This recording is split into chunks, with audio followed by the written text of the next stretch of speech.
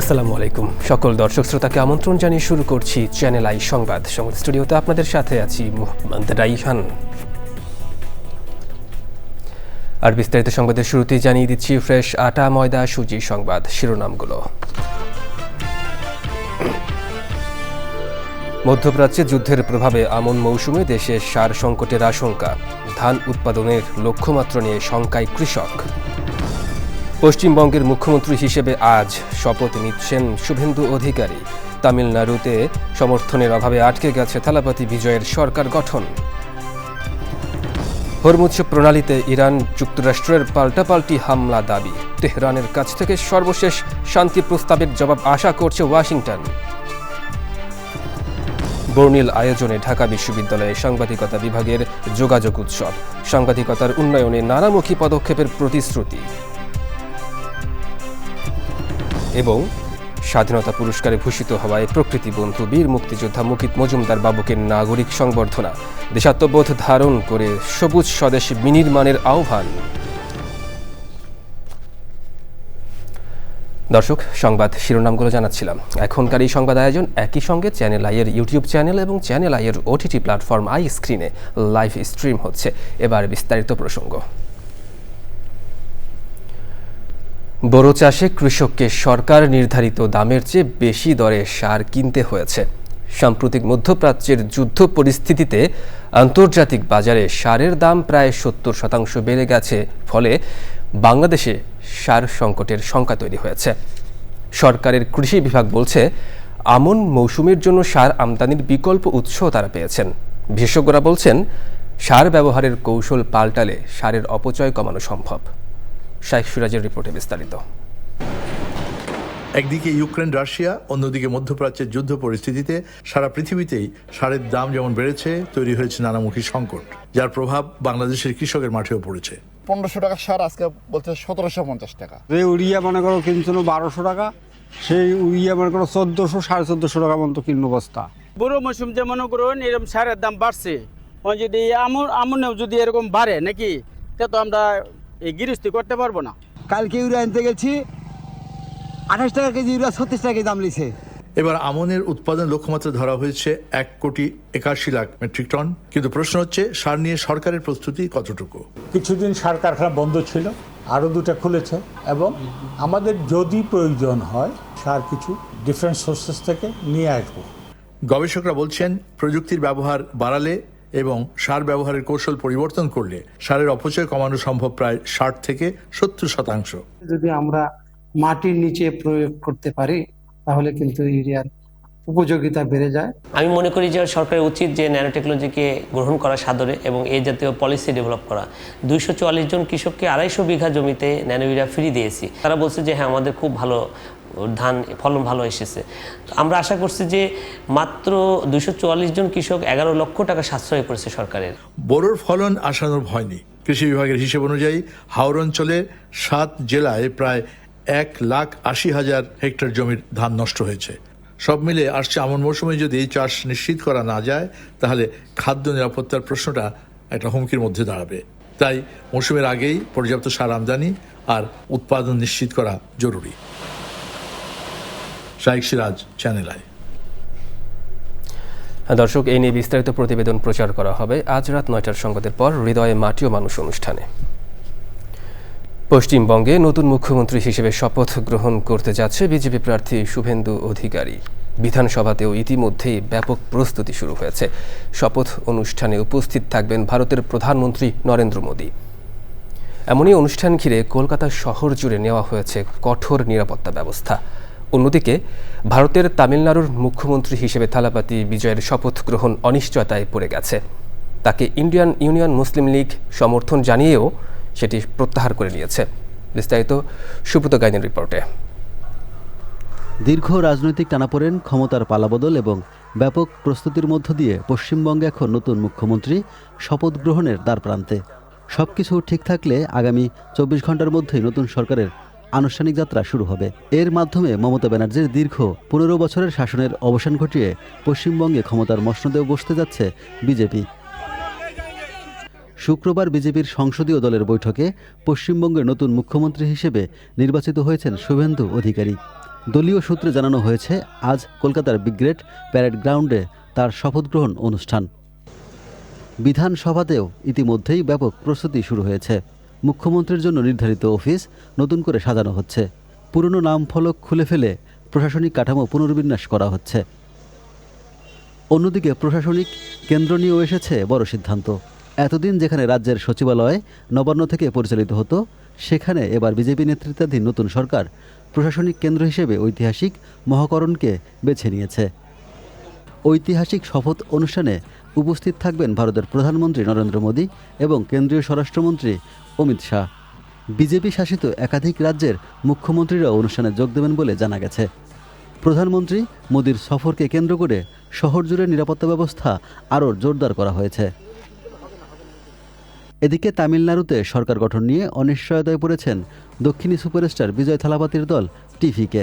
প্রয়োজনীয় সংখ্যাগরিষ্ঠতা না পাওয়ায় মুখ্যমন্ত্রী হিসেবে তার শপথ গ্রহণ আপাতত আটকে গেছে। প্রথমে টিভিকে সমর্থনের ঘোষণা দিলেও পরে সরে দাঁড়িয়েছে ইন্ডিয়ান ইউনিয়ন মুসলিম লীগ। এছাড়া ভিসিকে নামের আরেকটি দলও সমর্থনের কথা জানালেও রাজ্যপালের কাছে আনুষ্ঠানিক চিঠি দেয়নি। ফলে থালাপাতি বিজয়ের নেতৃত্বাধীন জোট প্রয়োজনীয় 118 আসনের সমর্থন নিশ্চিত করতে পারেনি। Subrata Gain, Channel I. এবার ইরান যুদ্ধের ৭১তম দিন।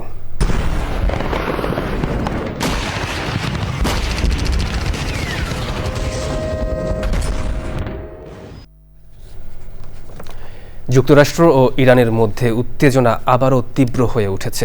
হরমুজ প্রণালীতে দুই দেশের নৌবাহিনীর মধ্যে পাল্টাপাল্টি হামলার ঘটনা ঘটেছে।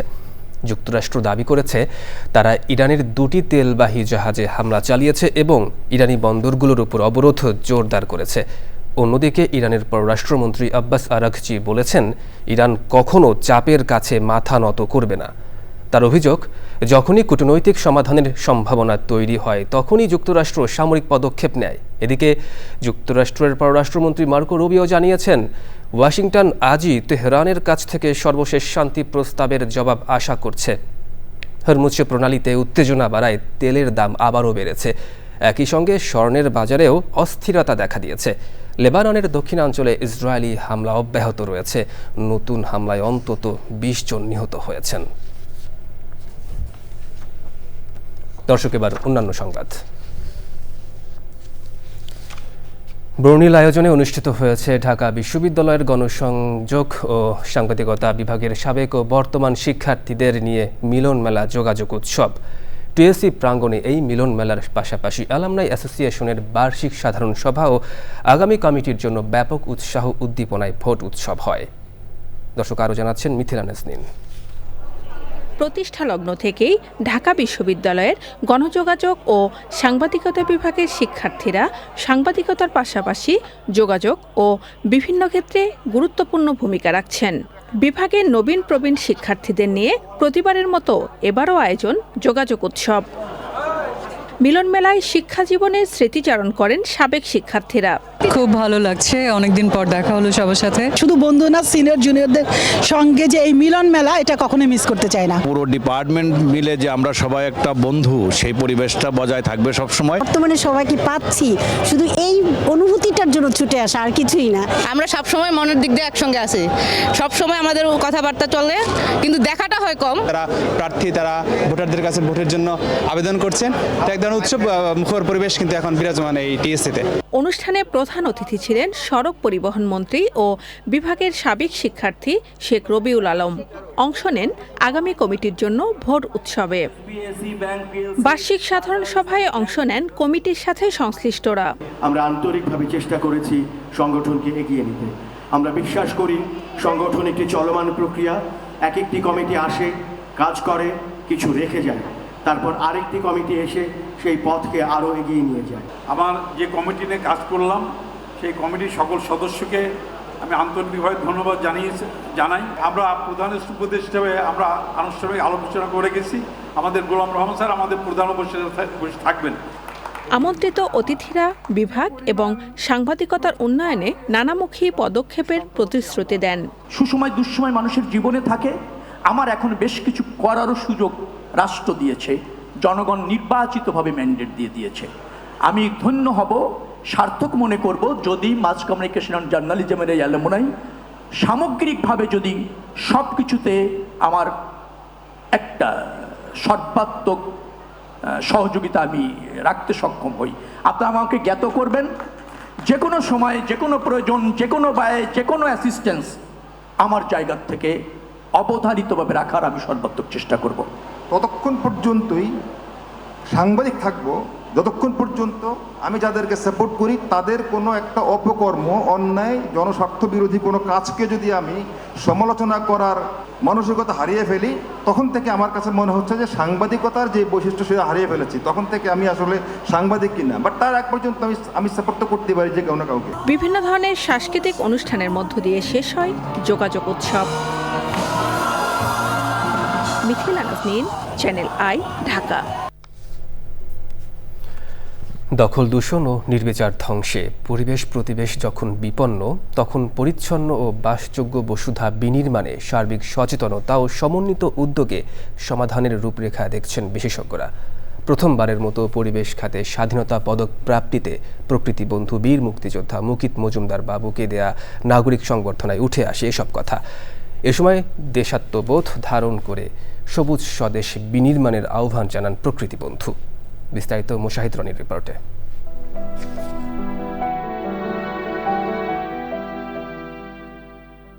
জনসংখ্যা বৃদ্ধি ও মানুষের অনিয়ন্ত্রিত লোভে 5 দশকে দেশের সবুজ যখন 40% কমেছে, তখন দৃশ্যমান উন্নয়নের বিপরীতে প্রকৃতি আমাদের বার্তা দেয় ধ্বংসাত্মক ভবিষ্যতের। বাস্তুতন্ত্রের অস্তিত্ব রক্ষার অভিযাত্রায় যারা অগ্রগণ্য, তাদের অন্যতম প্রকৃতি বন্ধু বীর মুক্তিযোদ্ধা মুকিত মজুমদার বাবু ও তার সংস্থা প্রকৃতি ও জীবন ফাউন্ডেশন। এমন বাস্তবতায় প্রকৃতি রক্ষার নিরলস সারথি বীর মুক্তিযোদ্ধা মুকিত মজুমদার বাবুর পরিবেশ খাতে স্বাধীনতা পদক প্রাপ্তি কেবল উদযাপনের উপলক্ষই নয়, বরং আরও বড় পরিসরে ঐক্যবদ্ধ কার্যক্রমের অনুপ্রেরণা।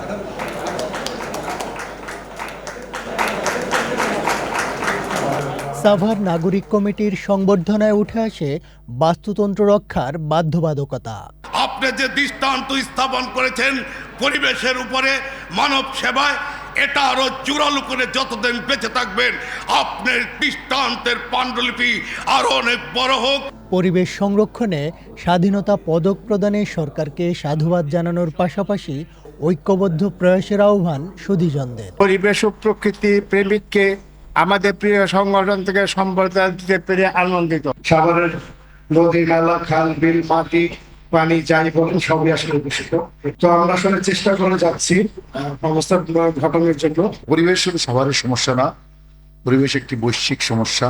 তো এই সমস্যা সমাধানের জন্য আমাদেরকে ব্যাক ক্যালকুলেশনে যেতে হবে।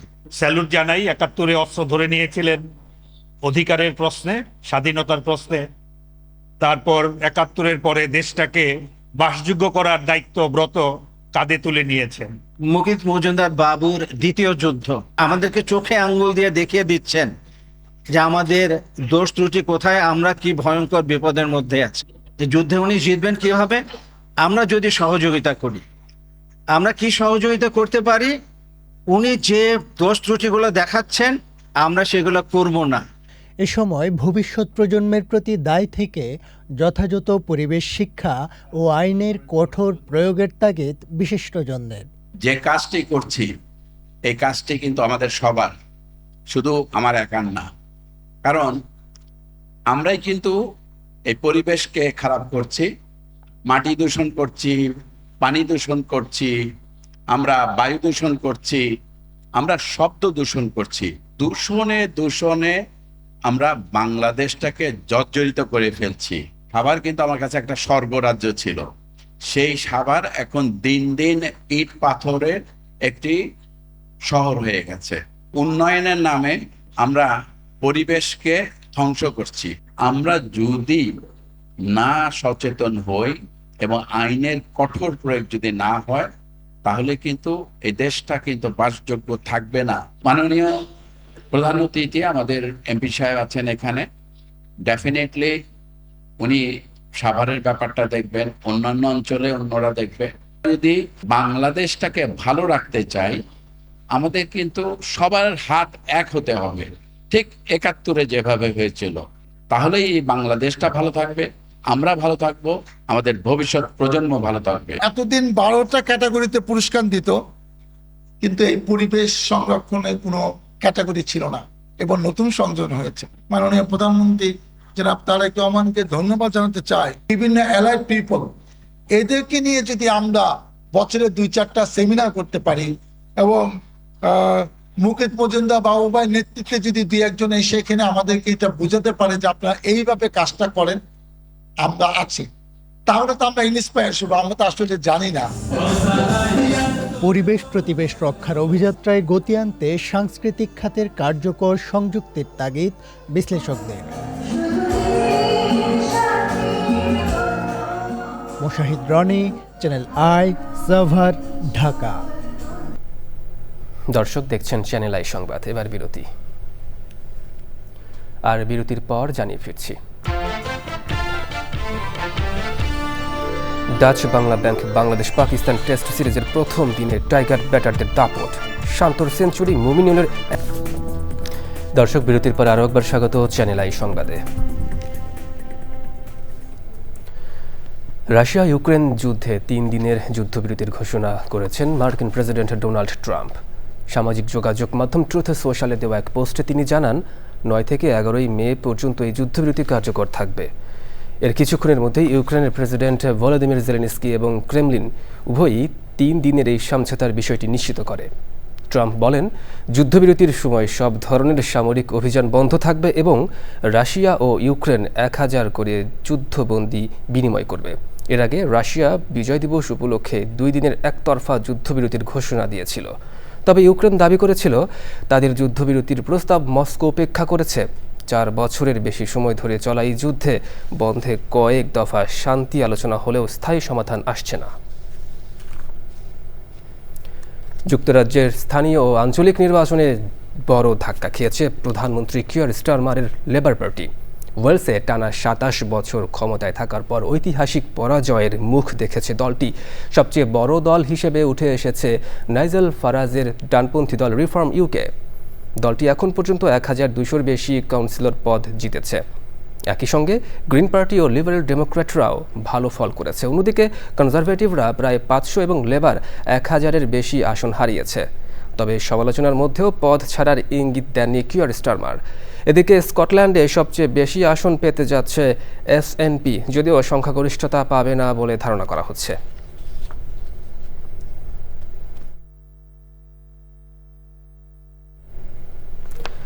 প্যালেস্টাইনের গাজার 25 বছর বয়সী ঈদ নায়াল আবুশার নিখোঁজ হন 2024 সালের ডিসেম্বরে। এরপর পরিবারটি হাসপাতাল, মর্গ, ধ্বংসস্তূপ সহ বেশ কিছু জায়গায় খুঁজেছে তাকে। এমনকি মৃত্যুর সনদও সংগ্রহ করা হয়েছিল, শোকের তাঁবুও টানানো হয়।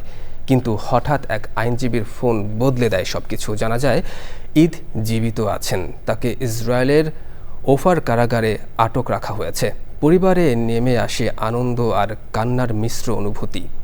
মা মাহা আবুশার বলেন, সবাই গায়েবানা জানাজার কথা বললেও তিনি কখনো বিশ্বাস হারাননি। তবে এই ঘটনা শুধু এক পরিবারের গল্প নয়। মানবাধিকার কর্মীদের দাবি, গাজায় এখনও হাজার হাজার মানুষ নিখোঁজ। কেউ ধ্বংসস্তূপের নিচে, কেউ অজ্ঞাত কবরস্থানে, আবার কেউ হয়তো কারাগারে বন্দী। এবার কৃষি সংবাদ।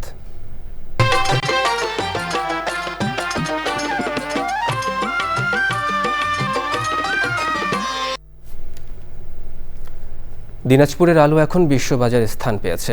বাংলাদেশ কৃষি উন্নয়ন কর্পোরেশন বিএডিসির উদ্যোগে মালয়েশিয়া সহ বিভিন্ন দেশে রফতানি হচ্ছে দিনাজপুরের আলু। কৃষকের কাছ থেকে উচ্চ মূল্যে আলু কিনে বিদেশে রফতানি করে সাড়া ফেলেছেন সালমা রহমান নামের এক উদ্যোক্তা। অন্য ফসলের চেয়ে বেশি হওয়ায় আলু চাষে ঝুঁকছেন কৃষক। শাহ আলম শাহীর রিপোর্টে বিস্তারিত। আলু চাষিদের পাশাপাশি ব্যস্ততা বাড়ছে শ্রমিক ও ব্যবসায়ীদের। বাছাই, ওজন দেওয়া, প্যাকিং ও বহনসহ নানা কাজে ব্যস্ত তারা। বিদেশে আলু রপ্তানি হওয়ায় দিনাজপুরের বীরগঞ্জ উপজেলার প্রতিনিয়ত দৃশ্য এটি। সৃষ্টি হয়েছে কর্মসংস্থানের সুযোগ। প্রথমে শর্টিং করি, তারপরে মনে করেন যে আমরা ককশিট ভরি অথবা ব্যাগে ভরি, ভরে আমরা শিপ করি। প্যাকেট করি, কার্টন করি, ককশাটে আলু ঢুকাই। আলু ঢুকাই, এই আলু বিদেশে চলে যায়। আলু প্যাকেট করে আমরা কার্টন করি, ওজন করি, ওজন করে এগুলা গাড়ি দিয়ে ঢাকা পর্যন্ত যায়, তারপরে এয়ারপোর্ট হয়ে আমরা বিদেশে। মালয়েশিয়া সহ অন্যান্য দেশেও রপ্তানি হচ্ছে উদ্যোক্তা সালমা রহমানের আলু। চলতি মৌসুমে তিনি রপ্তানি করেছেন প্রায় ৩৫০০ মেট্রিক টন আলু। এবছর আমি বিএডিসির বীজ প্লট নিয়ে প্রায় ৭০০ বিঘা আমি আবাদ করেছি কন্ট্রাক্ট ফার্মিং এর মাধ্যমে, এবং আমার পুরো মালটাই চলে আসছে। সরকার যদি এক্সপোর্টারদের দিকে একটু তাকায়, তো আমাদের ইনসেন্টিভটা যদি আর একটু বাড়ায়, তাহলে আমরা ভবিষ্যতে আরও বেশি এক্সপোর্ট করতে পারবো ইনশাল্লাহ। শুধু সালমা রহমান নয়, বিএডিসির উদ্যোগে অনেক ব্যবসায়ী দিনাজপুরের প্রান্তিক কৃষকদের কাছ থেকে আলু কিনে প্রক্রিয়াজাত করে বিদেশে রপ্তানি করছেন। ছোট্ট মিনি ওয়্যার হাউস সরকার থেকে একটা প্রণোদনা নিয়ে মিনি ওয়্যার হাউস করে, ওই ওয়্যার হাউসের মাধ্যমে আলুটা রেখে আস্তে আস্তে সারা বছর কিন্তু আমরা এক্সপোর্ট করতে পারি। এই আলুটা যদি আমরা সংরক্ষণ করতে পারি, কিন্তু দেখেন এই যে আলু কিন্তু এখন এই যে আমরা পাঠাচ্ছি, কিন্তু আলুটা আস্তে আস্তে আস্তে কিন্তু কালারটা নষ্ট হয়ে আসবে।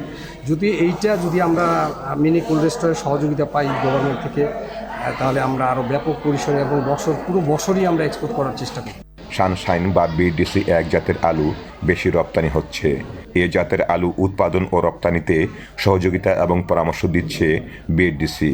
বর্তমান যে আলুর বাজার নেই আমাদের দেশে, বাইরে আলু রপ্তানি করে তারা রপ্তানিকারকরা বেশ ভালো মুনাফা অর্জন করতেছে, সাথে আমাদের এখানকার চাষিরাও উপকৃত হচ্ছে, এবং এই এলাকা বেশ আলু চাষে অনেক আগ্রহী হয়ে উঠছে। আমি আশাবাদী যদি এই অবস্থা চলতে থাকে, আমাদের দেশ আরও উত্তরোত্তর সাফল্যমণ্ডিত হবে। ২০২১ সাল থেকে দিনাজপুরের আলু বিশ্ববাজারে স্থান পেলেও এবার প্রায় ১ লাখ মেট্রিক টন আলু রপ্তানি হচ্ছে মালয়েশিয়া সহ বিভিন্ন দেশে। বহির্বিশ্বে আলু রপ্তানি করে ব্যাপক সাফল্য পেয়েছে বাংলাদেশ কৃষি উন্নয়ন কর্পোরেশন বিএডিসি। তাদের এই সাফল্য এখন অনেকের অনুপ্রেরণা। এই আলু রপ্তানি অব্যাহত থাকলে আগামীতে এই অঞ্চলে আলু চাষাবাদের পরিধি আরও বেড়ে যাবে, এমনটাই মনে করছেন সংশ্লিষ্টরা। দিনাজপুরের বীরগঞ্জ উপজেলা থেকে শাহ আলম শাহী, চ্যানেল আই। এবার প্রকৃতি সংবাদ।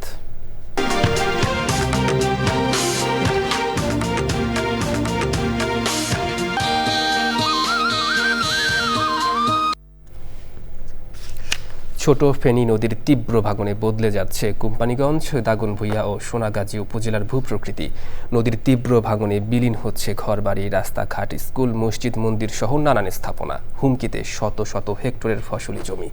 স্থানীয়দের অভিযোগ, পানি উন্নয়ন বোর্ডের কার্যকর উদ্যোগের অভাবে দিন দিন সংকট আরও তীব্র হচ্ছে।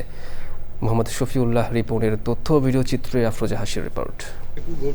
মুছাপুর রেগুলেটর ও সোনাগাজীর কাজিরহাট রেগুলেটর ভেঙে যাওয়ার পর থেকেই উত্তাল ছোট ফেনী নদী।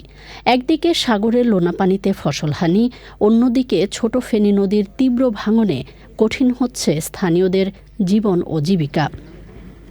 অব্যাহত ভাঙনে নদীগর্ভে বিলীন হয়েছে শত শত একর ফসলি জমি, ঘরবাড়ি এবং সরকারি বেসরকারি নানা স্থাপনা। প্রয়োজনীয় উদ্যোগের অভাবে হুমকিতে কোটি টাকা ব্যয়ে নির্মিত সেতুও।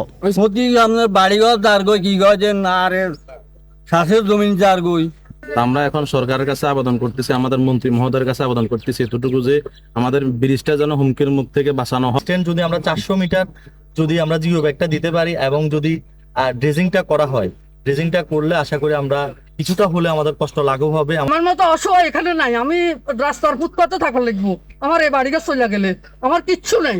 ভাঙন হুমকিতে থাকা বসতভিটা, ফসলি জমি রক্ষায় নদী শাসন ও বাঁধের দাবিতে মানববন্ধন সহ নানা কর্মসূচি স্থানীয়দের। এই ব্রিজ, এই বাড়িঘর, এই কৃষি জমি রক্ষার স্বার্থে আমাদের এই যে 1200 ফিট অর্থাৎ 400 মিটার জিও ব্যাগের মাধ্যমে আমাদের ভাঙন রোধ করতে হবে। টেকসই বেড়িবাঁধ নির্মাণ সহ ভাঙন রোধে নানামুখী পরিকল্পনা নিয়েছে পানি উন্নয়ন বোর্ড। মুছাপুর রেগুলেটর গত বছর ভেঙে যাওয়ার পরই ছোট ফেনী নদীর ভাঙনের তীব্রতা বেড়েছে এবং বিভিন্ন পয়েন্টে ভাঙন হচ্ছে।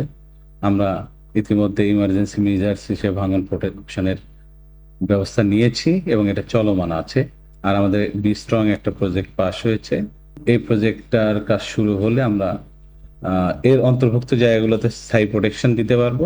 শুধু পরিকল্পনায় সীমাবদ্ধ না থেকে বাঁকা নদী সোজাকরণ সহ বেঁচে থাকার অবলম্বন রক্ষায় দ্রুত কার্যকর উদ্যোগের দাবি ভাঙন কবলিতদের। আফরোজা হাসি, প্রকৃতি ও জীবন ডেস্ক, চ্যানেল আই।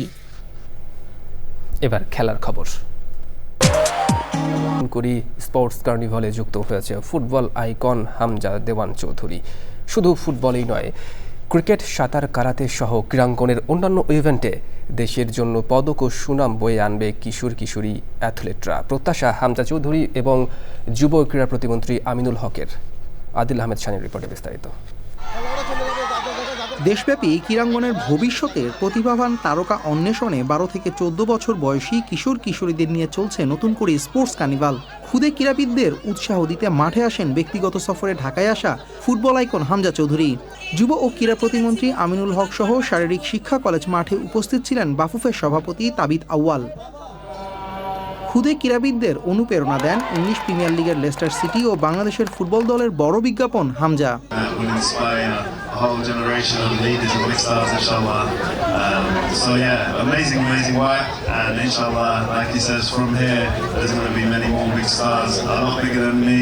আমরা একটি সুন্দর সমাজ, একটি ক্রীড়াবান্ধব পরিবেশ, একটি সুস্থ জাতি আমরা উপহার দিতে চাই, এবং আমরা আশা করি হামজা চৌধুরীর মতো অনেক বিখ্যাত ফুটবলাররা আমাদের বাংলাদেশে জন্ম নেবে। হামজার মতো তারকাদের কাছে পেয়ে এবং অটোগ্রাফ সম্বলিত সুভিনিয়র পেয়ে উচ্ছ্বসিত খুদে ক্রীড়াবিদরা। জীবনের সেরা একটা জিনিস পেয়েছি, এটা আমি আমার সারা জীবন আমার কাছে সংগ্রহ করে রাখবো। তাকে দেখার পরে আমার এক্সপেরিয়েন্স জাস্ট ওয়াও। হামজা চৌধুরীকে দেখে আজকে আমার মনটা ভরে গেছে। ওদিকে 15 মের মধ্যে জাতীয় ফুটবল দল হাই প্রোফাইল নতুন কোচ পেতে যাচ্ছে বলে জানিয়েছে Bafufe. National teams management committee যখন 11 জনের ইন্টারভিউ চূড়ান্ত করবে, তখন আমরা হয়তো এক্সিকিউটিভ কমিটিতে নিয়ে একটা ফাইনাল কোচের সিদ্ধান্ত আমরা নিব। বাই সানডে আমরা একটা ফাইনালাইজেশনে চলে যাব, অ্যান্ড 15th মের ভিতরে আমরা চাই নেক্সট কন্ট্রাক্ট সাইন করতে। কিশোর কিশোরীদের খেলা উপভোগ শেষে মাঠ ছাড়েন হামজা চৌধুরী। আদিল আহমেদ শান, চ্যানেল আই, ঢাকা। বিশ্বকাপ ফুটবলে অংশগ্রহণকারী 48 দলের 26 জনের চূড়ান্ত স্কোয়াড ফিফার অনুমোদন নিয়ে 2রা জুনের মধ্যে প্রকাশ করতে হবে। স্কোয়াডে 3 গোলকিপারের অন্তর্ভুক্তি বাধ্যতামূলক। তবে যে কোনো দল চাইলে আগেই 35 সদস্যের স্কোয়াড ফিফার কাছে জমা দিতে পারবে, তবে যে তালিকা ফিফা গোপন রাখবে। ওদিকে এবারের বিশ্বকাপ উৎসবের আমেজে পূর্ণতা দিতে প্রকাশ হয়েছে কলম্বিয়ান পপস্টার শাকিরার গাওয়া থিম সং দাই দাইয়ের টিজার। ব্রাজিলের বিশ্বখ্যাত মারাকানা স্টেডিয়ামে নাইজেরীয় শিল্পী বার্না রয়ের সাথে গাওয়া থিম সং দাই দাইয়ের শুটিংয়ের ভিডিওর একাংশ নিজের ইনস্টাগ্রাম অ্যাকাউন্টে প্রকাশ করেছেন ওয়াকা ওয়াকা গেয়ে বিশ্ব মাতানো শাকিরা। 14 মে আনুষ্ঠানিকভাবে অবমুক্ত হবে ইংরেজি ও স্প্যানিশ ভাষায় গাওয়া দাই দাই। ইটালিয়ান শব্দগুচ্ছ দাই দাইয়ের বাংলা অর্থ এসো এসো। এ নিয়ে 4টি বিশ্বকাপ আসরের জন্য থিম সং গাইলেন 49 বছর বয়সী শাকিরা।